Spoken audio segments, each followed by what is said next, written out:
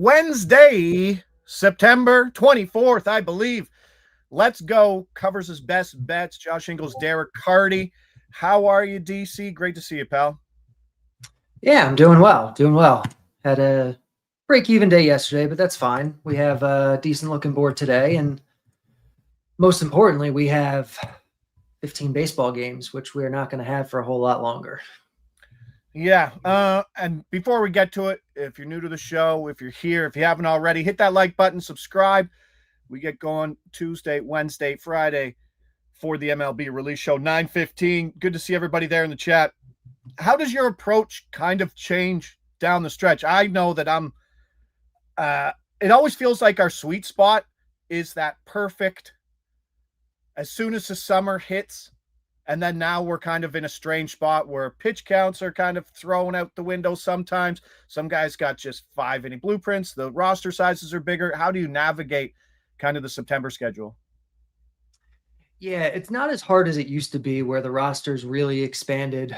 The toughest part is some guys are going to start winding down. Like we've seen some teams just say, all right, some position players are just done for the year because we're out of contention. DeGrom is pitching today, and you would think with his injury history, they'd shut him down, but he wants to pitch. But how long are they going to let him pitch today? Like there is a lot of uncertainty in this month. I feel like that can lead to some edges, but it can also just lead to, we kind of just have to guess. Yeah, but let's get rolling here. If you're new to the show, this is the release procedure. We'll tell you the book, hopefully some secondary books. We'll tell you the game. We'll tell you the betting market, tell you the over, under, the player, and the bet. And you let us know where it is, where you see it. We'll tell you some fair prices, where we're going. That's how we do it. Feel free to chime in with anything in the chat. Let's get rolling. Producer Mick, leadoff game here. Kansas City at the Angels. We're at Bet365. We're still on that player search, or where are we for that? Oh, we are on the player search. Smash that like button. Appreciate it there, D-Gen. Stephen Kolek. That's where we are here. We're looking at prices at FanDuel Fanatics with the next best price. We're going to the pitcher strikeout market. And we've lost 20 points. Ta-da! And we've lost 20 points.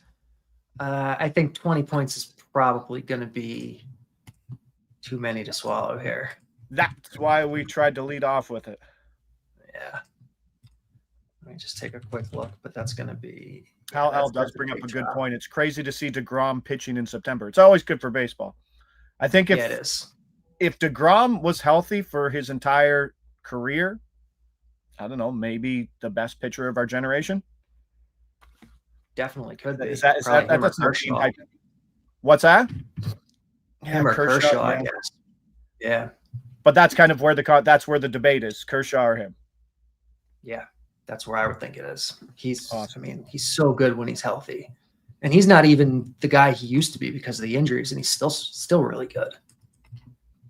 114 at FD, probably no good anymore. And that's probably if it's still there. Yeah, I think we're just gonna scrap this one. It's actually plus 114 is probably okay. Verlander. But yeah, it looks like most of the books now are down to like 105, 103 even money. I think I'm out at that point. All right, let's move on. Boston, Toronto. Let's try to get this number. We are at Bet365. Max Scherzer. We're looking at the outs market here. Let's hope that number's still there. It is. Let's get this while it's out. Max Scherzer over 15.5 outs, plus 132 here. Fanatics was plus 130. The 14.5s are moving to 15.5. Projection from you, Derek, 89 pitches, 16.62 outs. The Jays need some length out of this start. Obviously, if you're just looking at his last few starts, he hasn't been great, but certainly capable of throwing 90 pitches and getting 16 outs. What do you like about Scherzer in this matchup? I like that we're getting a 15.5 at plus money on Scherzer. Like, he's getting older and isn't the pitcher he used to be either, the same as a lot of these other guys we're talking about. But he's still Max Scherzer. A 15.5 line is not that hard to do. Like you said, the Jays could use a little bit of length today. The matchup's solid enough, so I like this one. Boom. Some numbers coming in because everything, all the 14 before the show, this might have been the only 15.5. Now the 14.5s and other books are moving to 15.5. We'll take the 132 on the record, but 145 at Caesars. If you can bet there, go there. Bet 99, 165. That is a really good thing to remember. I mean, the season's almost over, but it just shows you where their number goes from the move from 14.5 to 15.5. So if you're waiting things out to know that that could move probably 100 points, that's crazy. It was probably minus 165 to the over on the 14.5.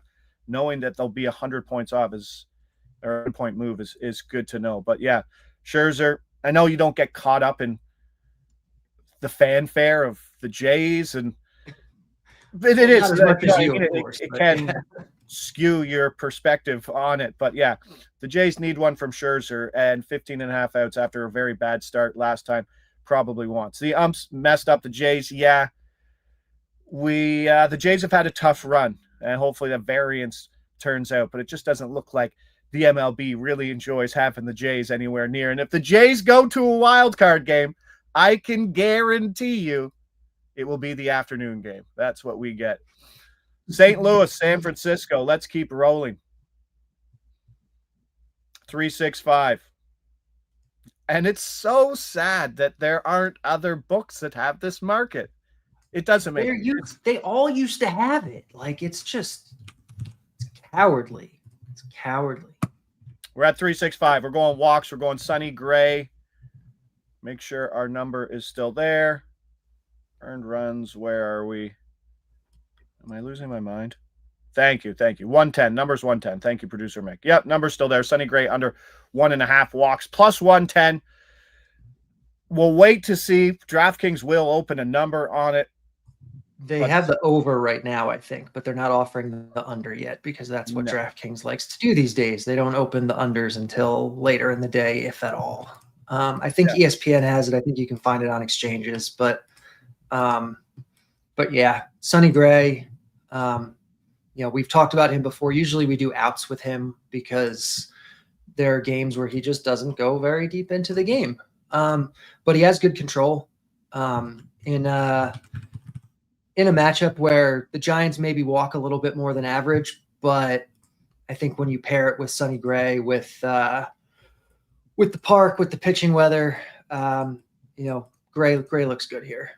Assuming with the 1.32 walk projection, 83 pitches, even money, still good on that under. Yeah, definitely still good at even money. Do you have the fair price at 1.32? That fair price would be way down there, no? Like 150?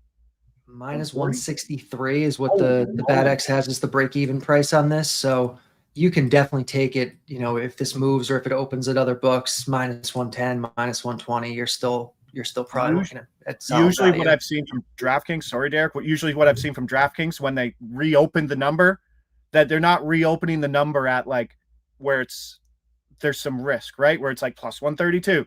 So you'll see the reopen number always closer to minus 120, right? Minus 120, minus 120, minus 115, minus 115, whatever their VIG is on that prop.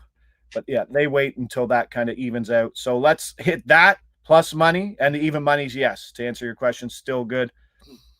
Boston, Toronto, we go to the home run markets. We're at Bally Bets here, but we're also seeing buy prices at FanDuel, DraftKings as well. Just a big number here on Dalton Varsho, who it's back up to 1,200 if you haven't noticed that, Derek. All right. Nice. We'll take that. Bally Bets, that's where we are. Varsho for a home run, plus 1,200. There was plus 1,060 at FanDuel, plus 980 at DraftKings. Obviously a tough matchup versus Garrett Crochet, but that is a big price for the lefty. It is, yeah. And I'm totally fine at the FanDuel and the DraftKings prices too on this. Varsho, I just think is good. He has underrated power. He's facing Crochet, but I think that is baked in too much into this line. And I think that's probably why we're getting the kind of number we are on the kind of hitter that Varsho is. And it is a really good home run park. All right. There it is. Good home run park. Hopefully some runs for the Jays, but more on that later. Carson Williams is a person I had to look to see who the hell Carson Williams was. Tampa Bay at Baltimore. We're at 365.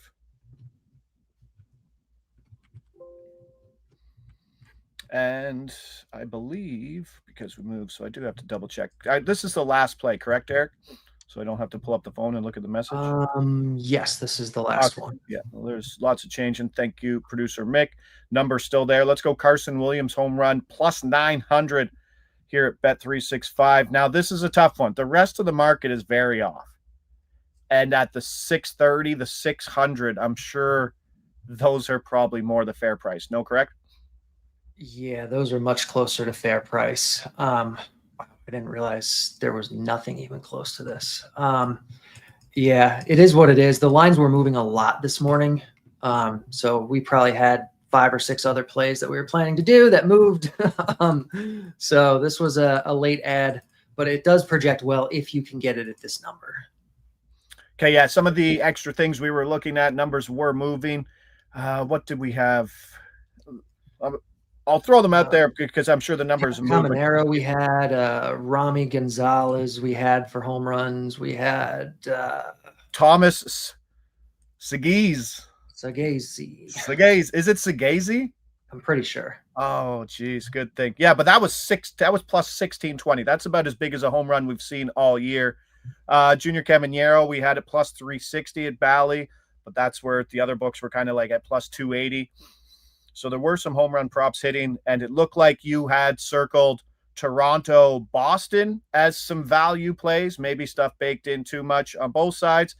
And then the St. Louis game. Yes, the St. Louis. Yeah, the St. Louis. Was it St. Louis Pittsburgh? Yeah, St. Louis Pittsburgh game. You had Jordan Walker and Sagese as well, but those numbers moved. So we're just going to stick with the number. We lost Stephen Kolek. That number moved significantly. We got Max Scherzer at plus money over 15.5 outs. That number moved from 14.5 to 15.5. There are some better prices out there. Find them. It's going to come down. Sonny Gray under a walk, plus 110. You said the fair price was around minus 160. And then the Dalton Varsho home run and Carson Williams home run at plus 900, kind of book specific with the FD boost, 30% boost. I can get Kolek under 4.5 strikeouts at plus 133. Oh, I like that. There you go. Don't be afraid to find those boosts. Don't be afraid to find those daily home run props or daily home run boosts pretty much across the board. Definitely won't be able to bet David Fry props today. What's up with David Fry? No idea. Hall, you got to give me some context, Hall L. Appreciate it though. Tuesday done yesterday. Appreciate it was a wash. Let's get some money here today, Wednesday, and then back again Friday, Derek. I appreciate you. We got Jon Metler and myself picks coming up. But Derek, we bid you adieu. We'll see you back Friday. Thanks, pal. Have a good one. All right. Coach Josh here is trying to work through progression from PC to Mac. And there's some things to work through. But that's what we do. And to help me figure out my Luddite-ness, Jon Metler, how are you, pal? What do you say to Jays fans today who have clenched butt cheeks heading into Wednesday's game versus Garrett Crochet? What do I say to Jays fans? What do I say to Tigers fans? Oh, my God. To answer your question earlier, David Fry took a 99-mile-per-hour pitch to the face off. Oh, Jesus. Like square in the face. The Tigers broadcast didn't even show the replay because they're debating if it hit the bat and it was a foul tip. And then they didn't even show the replay to let you know if it was a foul tip. They just said it was because they didn't want to show him getting hit in the face again. And it went off his bat? It tipped off his bat and hit him like square, like right in the face. Foul He ball? was down. Yeah, it was bad. I didn't really see they didn't show the replay ever, but Scooble threw his hat. He looked like he was gonna vomit. Scooble. He was like walking around the mound. Then he went and gave up. They gave up all those runs in that inning too. So it was just a disaster inning. Like he did the between the legs pass, and then he hit. That was that inning? Same inning, yes. Jesus. Yeah. He went for a bunt? They bunted 3 times on Scooble. They got to first with a bunt, and they got to second with a bunt, and then they tried to bunt again, and they just kept bunting on Scooble. unethical scoring in my That's mind. But some house league bullshit right there. That's hilarious.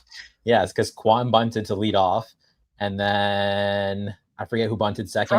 Fry's ball in the face wasn't off a bunt.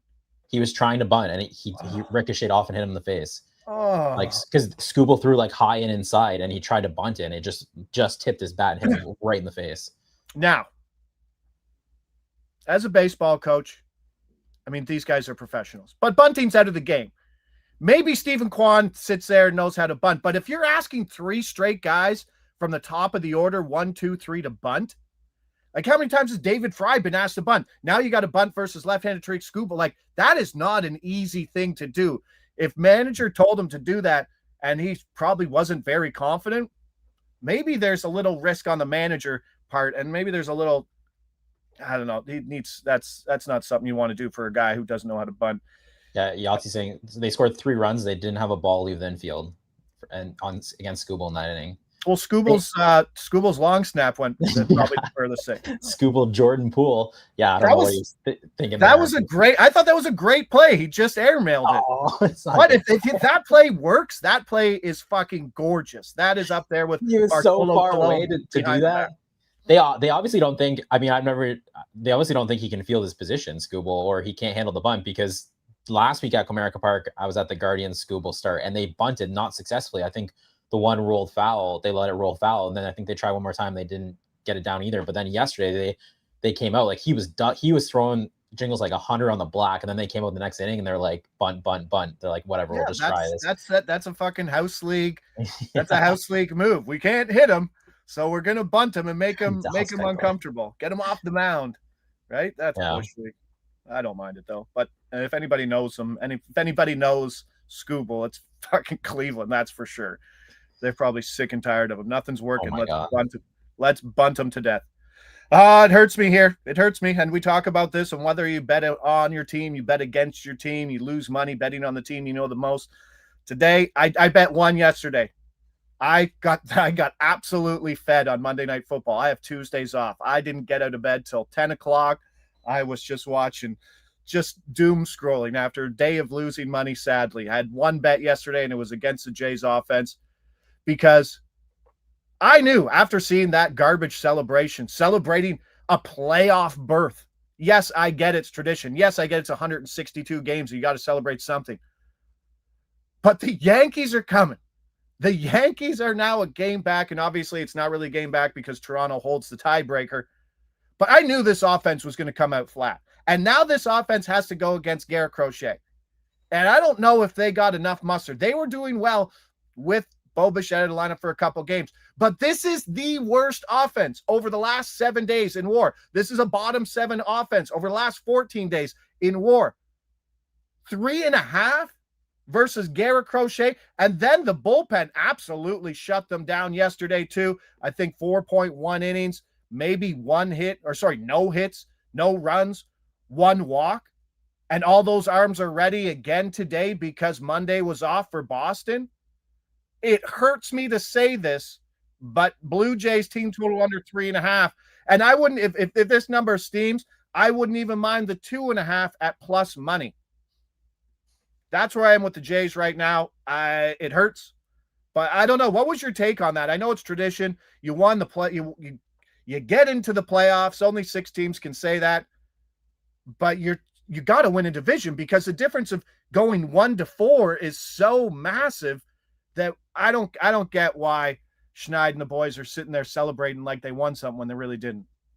I've heard both, because if you don't celebrate then, and then you get to the end and you don't win the division, then you don't celebrate, and then you could go into a 3-game wild card and you don't ever get to celebrate anything. Oh, you don't get to celebrate. Oh, poor Jays. So I feel like I'm going to throw the Jays under the bus here. I feel like the Jays are a team. I feel like they probably should celebrate. The Yankees celebrating, like the Yankees celebrated last night a postseason berth. It's like they make the postseason every single year. That's a team where you're kind of shocked that they would celebrate that.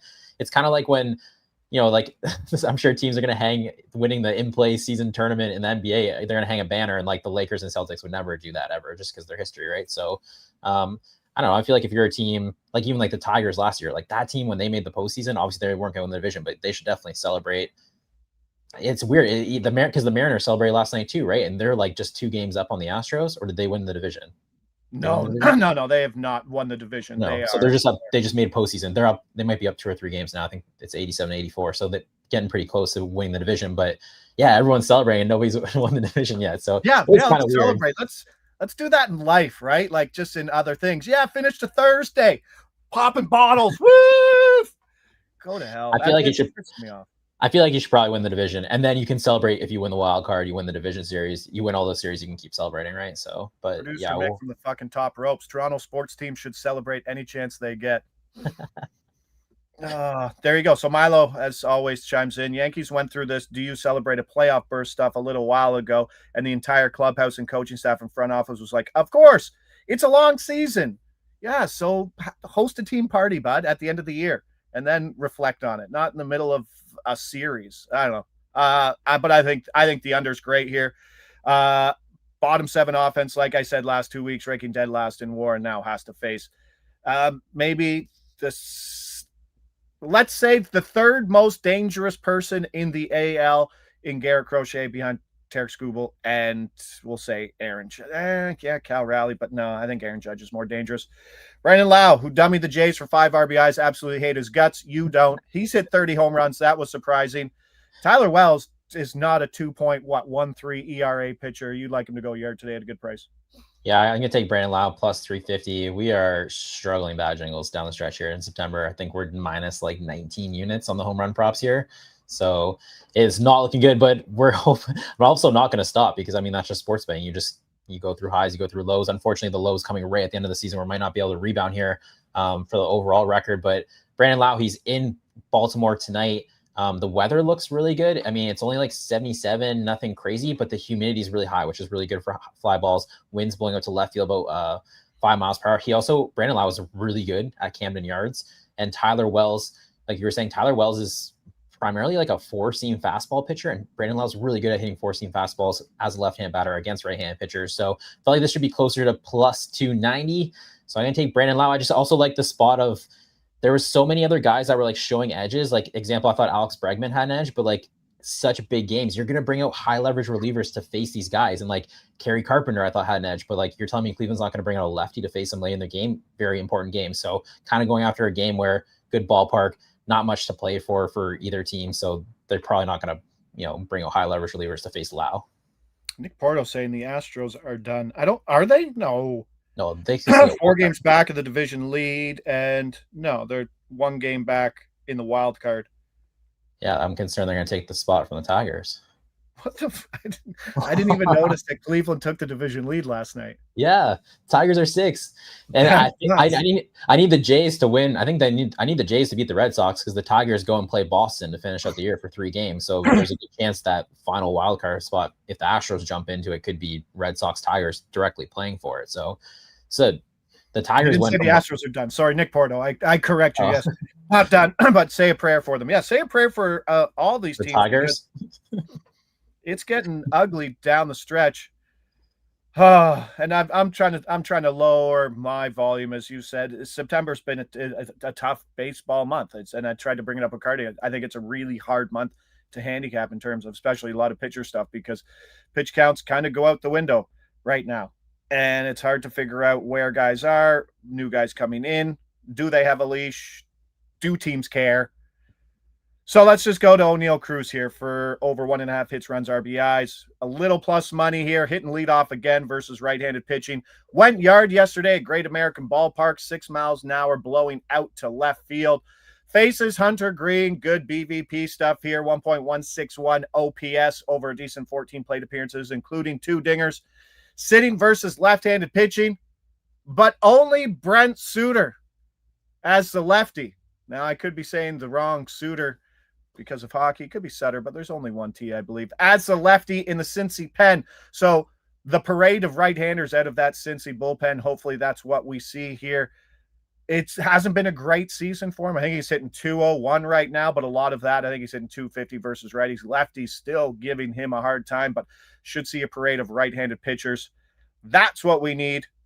You're going big here in the Yankees game.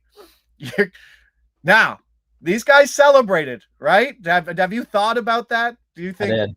Do we That's what. really think it's like 1972 still? We're like they're going out to get pissed drunk till 4 a.m. I don't think that's how athletes work. That's why it's an SGP, not straight bets, because I think these guys had edges, but they did celebrate yesterday, so we'll kind of play those. Although I'm pretty sure, so I'm gonna do a home run SGP here. I'm going Cody Bellinger, Jazz Chisholm, and I'm just going Yankees over 2.5 runs. You don't necessarily have to put that in there. I had a 50% boost at FanDuel, so I just need a third leg to get that boost. I was going after the Cody Bellinger, Jazz Chisholm home run parlay. If they hit 2 solo home runs, that'll just be what's happened the entire September here betting on baseball. That'd be disaster. But Cody Bellinger. So the White Sox, they're throwing out a lefty reliever to start the game. It'll be just an opener, be like 1, maybe 2 innings, probably just 1. The nice part is for Cody Bellinger, Josh Chisholm, they both hit lefties. Cody Bellinger actually hits lefties better than he hits righties, so you're not even concerned if that first at bat is against a lefty. And then it just turns over to a bullpen with a team that doesn't have anything to play for. I mean, the White Sox are going a full bullpen game against the Yankees in Yankee Stadium, and there's just nothing on the line here. So I feel like they're just going to catch good matchups throughout the whole rest of the game. And the Yankees 100% have something to still play for. It is a hangover game for them, but they're trying to catch the Jays here. So I think, and Jazz Chisholm, Cody Bellinger has really good splits at home, but Jazz Chisholm is also red hot. Yesterday, I think he had 3 hits, a stolen base. He's batting over, I think, 300 last 7 days. So I compare those two together, plus 35.46 there. That was after the boost. I think it was plus 2,300 before the boost. Should we put the boosted price or the non-boosted price on the graphics? I never know what to do with that. Because technically you're playing the boosted price. We do always say that, like, this is the price we can get, like, in our accounts that still exist. Yeah. Because, like, technically that's the price you're playing. And like I'm playing because there is a boost. I think at the end of the day, like if you're keeping track of your record and you're saying this is what I've done, like that's your money in your account, right? Like this is what I get to bet. Yeah. Because you're like, here's my FanDuel price, and everyone's like, okay, there's a better number over here, and you're like, well, I can't bet that. Yeah. You know what I mean? I guess if Milo's saying non-boosted price, boosted price. I guess if you just acknowledge that there's a non-boosted price. Non-boosted price should be main though. Yeah, I never know what to put for that. Because you're leveraging you're using the bet because there is a boost, right? So it's kind of like that's the price here. Yeah, and then different people are different max prices on. Yeah, different counts, different boosts. Yeah. Oh, we got this boost, and you're like, sweet, and it's like the FanDuel boost of $25 just don't usually get me too excited. I feel like for home run, it's okay though. What did you think about last week? Like the ghost leg, DK ghost leg for like. I had to 3x my standard unit size on an SGP just to get the ghost leg. I thought that was a little aggressive. No, I went for so I played the ghost leg the first week, but I had a max $5. So that's crazy. I can't really bet at DraftKings, to put it that way. So yeah, to put it that way. Interesting. Yeah, I can get a couple dollars down. There you go. But hey, Wednesday here, absolutely crazy schedule today. No, we haven't even touched on the NL, but the AL is Tigers, Guardians, massive game. The Yankees get the White Sox and Jays fans, and obviously Tigers fans hate that too. And then Boston can keep rolling versus Toronto in a game where, I don't know, this Toronto's offense back. And then Houston gets to throw Hunter Brown out, but I mean, Luis Severino's been good, and that could be a letdown spot there. But I do like Hunter Brown to get deep in that game as well. They need the division win. They absolutely need the division win. And going into the playoffs with that slip, I don't know. It'd be the exact same way that you would feel as a Detroit fan. Like, how confident would you be going into a wild card series after being in the division lead the entire time? Even though, like a wild card game, like a wild card where you're not at home. Well, it's probably gonna be insult to injury, because if Cleveland wins the division, Tigers probably gonna land in the 6th spot. They're gonna go to Cleveland for the wild card series. So it just keeps getting worse, because it's like Cleveland stole the division from you, and now you have to play Cleveland, and you're going to Cleveland, who knocked you out last year. So it just, I don't know. I mean, I've had plenty of, like, you know, the Tigers had really good runs 10 years ago, and you had really good teams. They're hot. They're going to the playoffs. You have high hopes, and nothing happens. So who knows? It's baseball. Like, if the lineup starts hitting or people start pitching, I don't feel too good about it, though, to be honest. I don't think this is the team. I think they messed up. We need to find a way. If it is Cleveland, game 1, Scooble goes, we need to find a way to find the edge on bunts. Nothing's come to my head immediately, but there has to be something. Yeah, we have to think about that. That it's definitely part of the strategy, and they threw him off his game big time. Like runs over, hits under, negative correlation, something like that. Where you're moving runners and you're like, here's a walk, here's a bunt, move him over. Yeah, maybe Paddock and Morton weren't the deadline help we needed. No, I'm honestly kind of at the point where, like, if they miss the playoffs, I feel like it actually might be good for the front office to realize that they didn't do enough, and like this team needs to stop being soft and like get going. Like they had Skubal, they had this window. They have Kevin McGonigal is in the minors. I don't even know if you know who he is, because I feel like only fans of teams pay attention to their farm system. He's like the number one prospect in baseball. He just hit for like a cycle the other night, and he's just down there. It's like he's probably gonna be the second baseman next year or play in the infield. It's like, why is this guy not coming up? Like, we could use some help. Like, I don't know. They've just had, Hal saying Morton got designated for assignment. He actually re-signed with Atlanta, so just went right back to where where's family and where's kids go to school, basically. So, yeah, I don't know. I'm a big proponent of bringing in one young talent, one young hot prospect, always for a playoff run. Just they got a bunch. I know, but like bring it in for the clubhouse. It lights a fire. Yeah. Like it's a good thing. It's also like people were all saying, like, like if you look at Judges and Bregmans and all these guys' stats when they came up, they're not productive right away. But it's like nobody in this lineup is productive right now. Like the chat just said, they struck out 19 times yesterday. Like it can't possibly be worse. 19 times Jingles they struck out yesterday against Cleveland. Like that's crazy. Like Trey Sweeney, they may as well send him up there don't even give him a bat. Maybe he gets hit, maybe he walks. I don't know. Like don't let him swing. Like it's just an out. Right? Oh my God, it's a disaster. Yeah, Charlie Dorn style. All right. Lots to talk about for sure, but enjoy baseball today. We got football tomorrow. Haven't even looked at the international soccer schedule today. Might get some Dutch soccer. Might get some Dutch soccer at 2:00. But outside of that, hold on. I know people are dying to find out. Do we have any Dutch soccer today? Not anything exciting. So I don't know. We got one afternoon baseball game. That will get me through it, but I appreciate it. Covers his best MLB bets. Thanks for sticking around for us on the Wednesday. Josh Inglis, Jon Metler, and before Derek Carty, all the plays. I'll post them on X. We'll see you back here Friday, 9:15. Appreciate you guys. Hit that like button, subscribe if you haven't already out the door. We'll see you Friday. Take care.